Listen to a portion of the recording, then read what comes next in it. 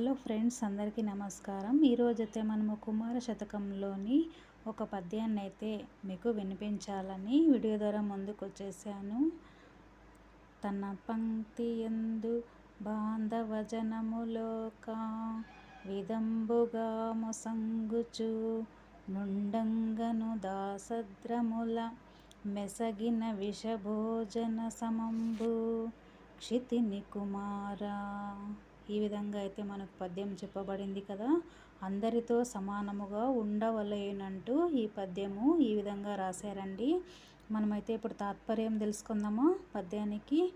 తమ పంక్తి యందు కూర్చున్న జనులందరూ ఒక విధమైన ఆహారము తినుచుండగా తాను మాత్రము షడ్రసోపేతమైన భోజనము తినువాని భోజనము విషముతో సమానము, అట్టి వానిని లోకులు నిందించెదరు. ఓకేనా ఫ్రెండ్స్, విన్నందుకు అందరికీ ధన్యవాదాలు.